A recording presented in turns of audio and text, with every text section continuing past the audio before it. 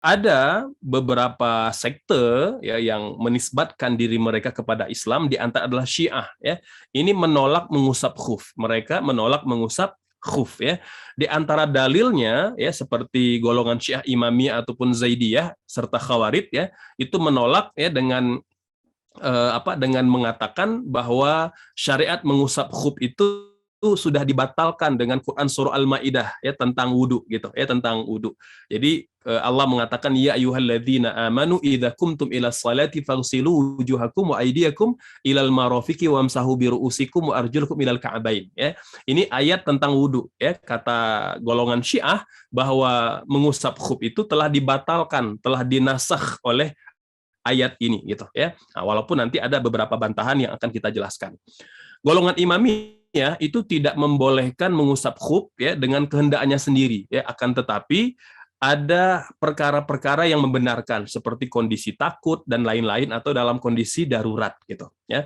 Nah, mereka mengemukakan sejumlah dalil ya, ada 3 di antaranya. Yang pertama tadi ya, bahwa perintah ataupun dalil tentang mengusap khuf itu telah dibatalkan oleh Quran surah Al-Maidah ya, tentang perintah berwudu. Yang kedua, mereka mengatakan bahwa semua hadis yang menyebutkan tentang mengusap khuf ini telah dinasakh atau telah dibatalkan gitu ya. Nah, untuk yang pertama ya, bahwa para ulama ahlu sunnah ya, jumhur ulama ahlu sunnah ya, termasuk ulama 4 madhab itu sepakat mengatakan bahwa ayat tentang wudu ya itu tidak bisa membatalkan ayat atau perintah Rasul untuk mengusap khuf. Mengapa?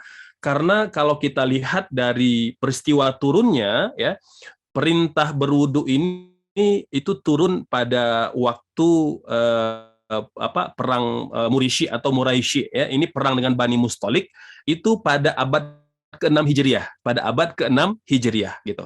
Sementara mengusap khuf itu pada perang Tabuk. Kapan perang Tabuk? Ya, ini perang terakhir yang diikuti oleh Rasul ya.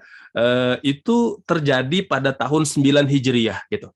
Maka tidak mungkin ya. Jadi bagaimana mungkin sesuatu yang datang yang datang lebih dulu membatalkan sesuatu yang datang belakangan gitu. Ya, padahal syaratnya proses nasakh mansukh itu adalah yang datang belakangan itu membatalkan apa yang datang lebih dulu gitu. Sementara kata para ulama bahwa perintah berwudu itu turun pada abad ke-6 Hijriah, sementara mengusap khuf itu pada abad ke-19. Jadi ada bukan abad, maksud pada tahun ya, sedikit saya koreksi ya. Jadi perang Murisi itu terjadi pada tahun 6 Hijriah gitu ya. Sementara perang Tabuk itu terjadi pada tahun 9 Hijriah. Jadi ada jeda 3 tahun gitu ya. Jadi logika yang dipahami oleh jumhur ulama bahwa perintah mengusap khuf itu mentaksis atau mengkhususkan atau membatasi sesuatu yang mutlak yang Allah perintahkan pada perintah berwudu dalam Quran surah Al-Maidah gitu ya. Nah, termasuk jawaban untuk hujah mereka yang kedua ya, bahwa hadis hanya menyebutkan mengusap khuf itu telah dinasakh ya dengan surah Al-Maidah. Ya, jadi ini tidak. Jadi dia tidak menasakh tapi mengkhususkan gitu ya, mentakyid.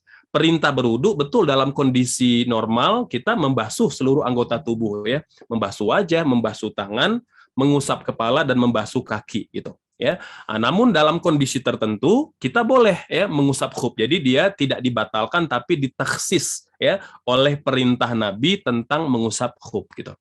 Nah, hujah Syiah yang ketiga, hadis-hadis yang berkaitan dengan wudu itu juga tidak pernah disebutkan tentang mengusap khuf. Semua hanya menyebut tentang membasuh kaki saja ya.